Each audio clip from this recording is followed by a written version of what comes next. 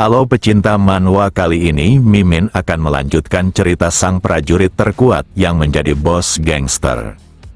Cerita sebelumnya diakhiri dengan Dokyeong yang memutuskan ke tempat musuh untuk menyelamatkan Sion, tapi dia malah disambut dengan musuh yang sangat banyak. Seketika Dokyeong melesat maju sambil menghunuskan pisau di belakangnya tanpa peduli jumlah musuh yang sangat banyak.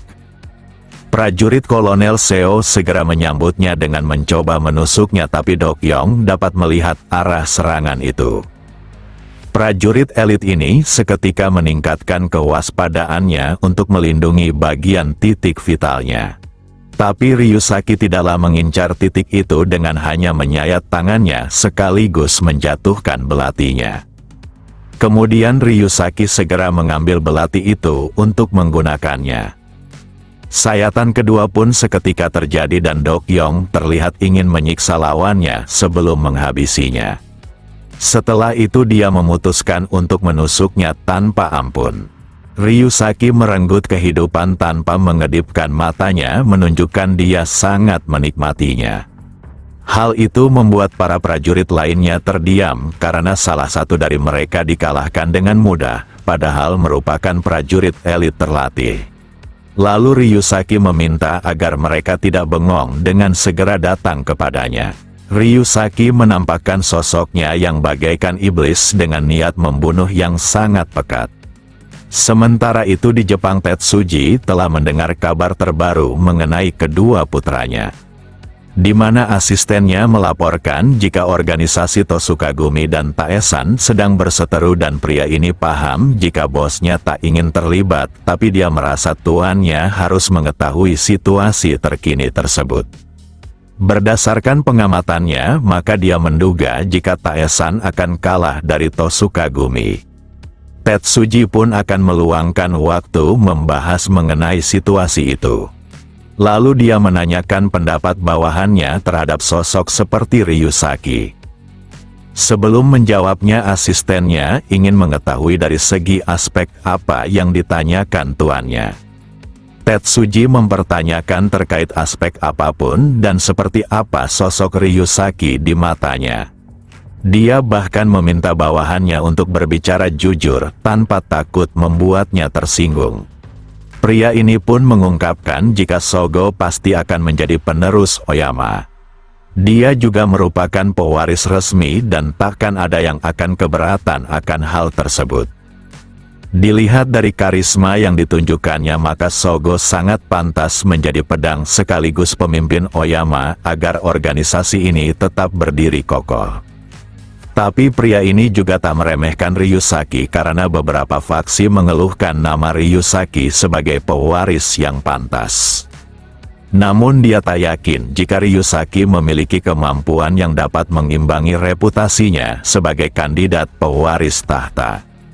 Sejak berada di Oyama, dia telah cukup memperhatikan Ryusaki, tapi dia hanyalah seorang pria yang terlalu santai tanpa menunjukkan karisma yang membuat musuh ketakutan.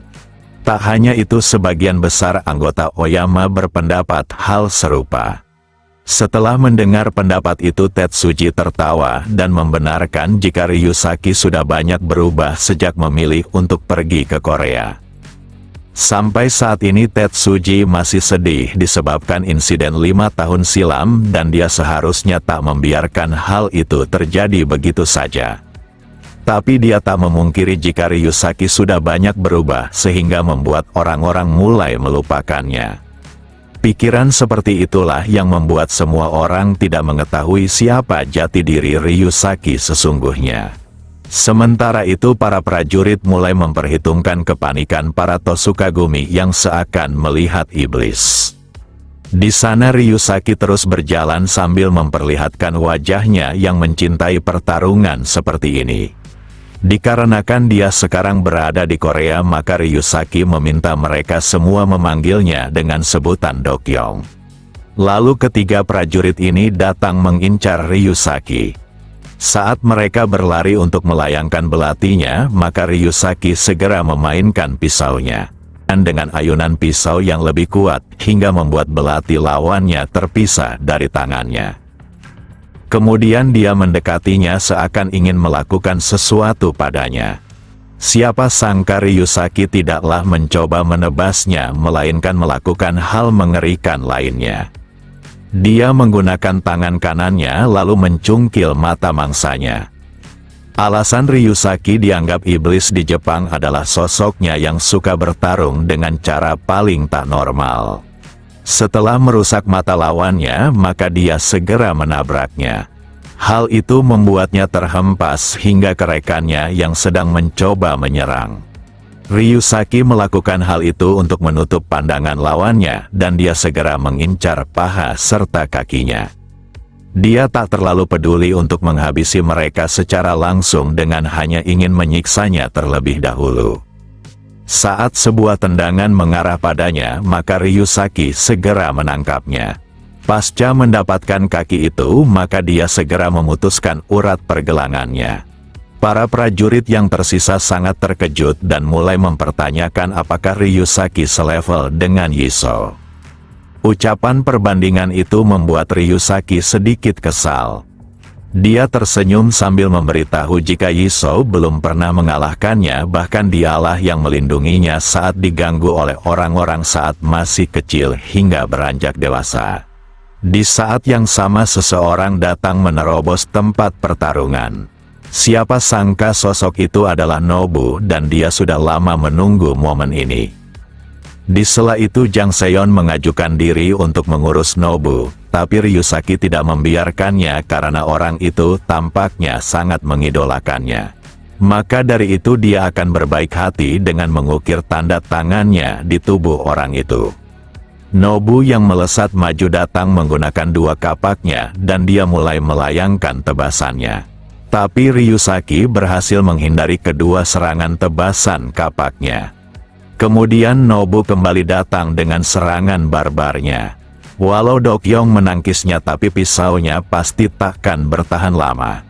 Maka dari itu dia harus mengganti senjatanya agar bisa beradu dengan kapak tersebut.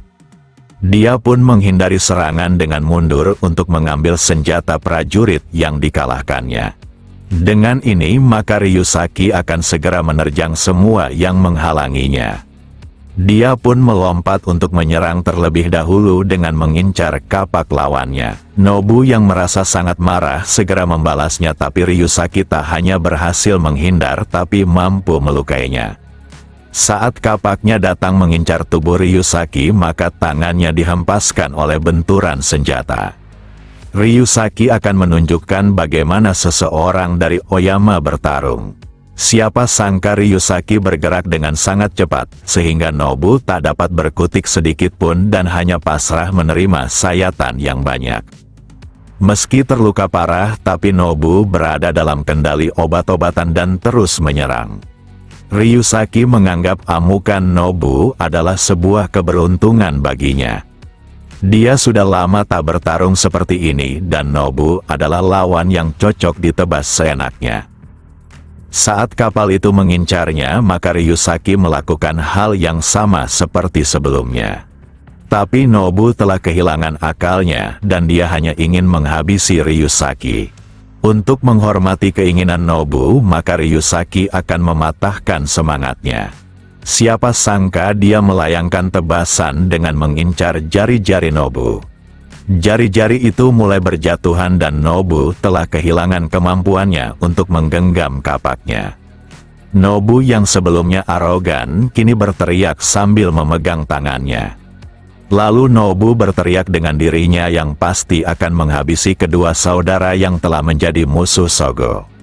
Ucapan itu membuat Dokyong sangat kesal karena Nobu mulai menyebut nama adiknya. Dia juga tak menyangka jika Oyama pernah memiliki eksekutif selemah ini. Di saat yang sama rekan yang berdiri di pihak Dokyong hanya tercengang. Yakuza ini menyadari jika sejak awal dia tak seharusnya mencoba melawan iblis seperti Ryusaki. Bahkan para Yakuza mulai melarikan diri meninggalkan para prajurit Kolonel Seo tanpa peduli pada kehormatannya. Lalu seseorang memperkenalkan dirinya karena mereka sudah bertemu saat Ryusaki masih di Oyama. Siapa sangka Ryusaki mengingat nama pria ini dan dia mulai tersenyum dengan anggapan Ryusaki pasti mengampuninya. Di sisi lain asisten Tetsuji makin penasaran sosok seperti apa Ryusaki sebenarnya. Sambil tersenyum mengungkapkan jika wajah santai yang diperlihatkan Ryusaki belakangan ini bukanlah wajahnya yang sebenarnya. Meskipun orang-orang menganggap Sogo mempunyai pengaruh, tapi di masa lalu Ryusaki menjadikan Sogo hanya bayangan yang tak bisa menjadi rivalnya. Dia adalah sosok yang menggambarkan iblis sesungguhnya yang sangat menakutkan. Siapa sangka Ryusaki melakukan hal tak terduga dengan menusuk tangan pria ini. Lalu dia menyayatnya hingga menciptakan luka yang sangat tak normal. Kemudian Ryusaki memberitahu semua orang jika mereka yang memiliki niat menghalanginya sejak awal adalah musuh meskipun mereka berlutut memohon ampun padanya. Dia adalah sosok yang tak suka bermain-main dan hanya selalu menyelesaikan sesuatu dengan merenggut kehidupan musuhnya. Jang Seon bersama anak buahnya pun mulai bersiap untuk berperang. Hal ini membuat Tosukagumi ketakutan dengan mencoba melarikan diri. Tapi Kang Seon dan yang lainnya takkan membiarkannya begitu saja.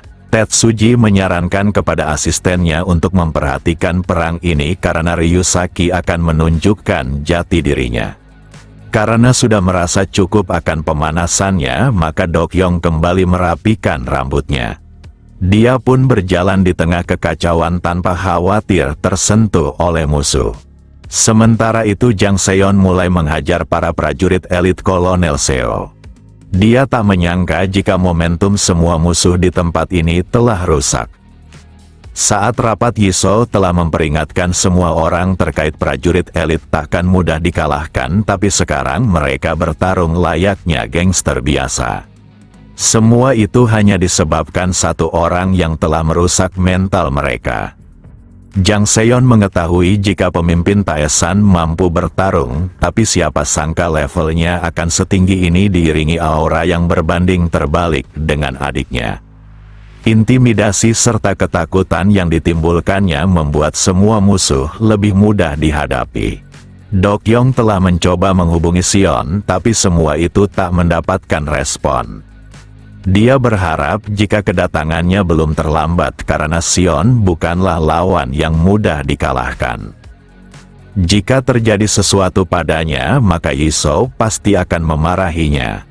Sementara itu Sion telah terbangun, bahkan tubuhnya telah mendapatkan perawatan. Dia tak menyangka dirinya masih hidup meskipun dalam keadaan terikat. Lalu Wang Ho menyambutnya karena dia lebih cepat siuman dibandingkan perkiraannya. Sion dapat melihat jika kedua tangannya benar-benar telah terikat untuk mencegahnya melarikan diri. Lalu Sion meminta air karena dirinya sedikit kehausan. Hanya saja Wang Ho tak memilikinya selain minuman di tangannya.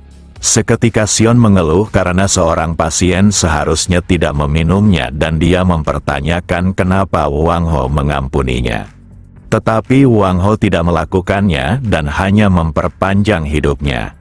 Dengan menangkapnya maka Yisou pasti akan datang ke tempat ini untuk menyelamatkannya dan hal itulah yang dirinya inginkan. Seketika Sion tertawa karena memancing kaptennya sama saja membawa bencana yang takkan bisa diatasinya. Hanya saja Wang Ho merupakan tipe yang akan mempercayai sesuatu jika telah mengalaminya secara langsung. Sion dapat merasakan kondisi tubuhnya benar-benar sangat buruk. Tapi dengan keahliannya maka tali yang mengikatnya bukanlah sebuah masalah. Kemudian Wang Ho mendekat sambil memintanya tidak melakukan hal yang berlebihan. Walau Sion berhasil meloloskan diri dari ikatan itu, tapi bagaimana caranya dia mengalahkannya? Sion tertawa dan hal itu belum pasti jika belum mengalaminya sendiri. Maka dari itu dia meminta Wang Ho untuk segera melepaskan ikatannya jika berani. Sambil menikmatinya minumannya Wang Ho mengatakan jika provokasi seperti itu sangatlah membosankan. Lalu Sion menanyakan kondisi Siolan pasca pertarungan itu dan dia menduga jika Wang Ho tak mungkin menghabisinya karena sudah menganggapnya seperti anak sendiri. Kemudian Wang Ho memberitahu jika anak buahnya telah menangkap gadis itu, tapi dia berhasil melarikan diri. Sion sulit percaya akan hal itu dan Wang Ho pastinya membiarkan hal tersebut terjadi. Meski dia kuat tapi Wang Ho sangatlah tidak pandai dalam berbohong. Di sisi lain Sion baru saja membuka matanya di tempat pembuangan sampah. Dia merasa sangat putus asa atas kekalahannya dan pedang milik Wang Ho tetap berada di dekatnya. Sementara itu Yiso yang hampir sampai di lokasi mendapatkan sebuah sambutan. Siapa sangka beberapa mobil menabraknya dan memaksanya untuk berhenti. Lalu para prajurit di bawah kendali Kolonel Seo mulai menunjukkan dirinya. Yiso pun keluar dari mobil untuk mengatasi mereka semua. Sebelum bertempur para prajurit ini melaporkan kondisinya terlebih dahulu. Mereka telah mengepung Yiso dalam jumlah yang sangat banyak untuk menangkapnya. Ucapan terkepung itu membuat Yiso ingin tertawa karena mereka semua tidaklah memahami situasinya. Dia menduga jika prajurit di hadapannya hanyalah amatir karena tampak santai saat melihat malaikat kematian di depannya. Para prajurit ini terus memperdebatkan apakah orang yang dikepungnya adalah Yiso yang legendaris itu, tapi tampangnya seperti gangster biasa. Pria yang memimpin penyerangan telah mendapatkan kabar jika bantuan telah dikirim. Meski prajurit itu tak mengerti, tapi dia meminta semua anak buahnya untuk tidak berlebihan karena misi mereka hanyalah mengulur waktu sampai bantuan datang. Yiso menyela karena dirinya mudah bosan jika terlalu lama menunggu. Dia juga meminta semua orang untuk maju disebabkan dirinya tak ingin membuang waktu di tempat ini.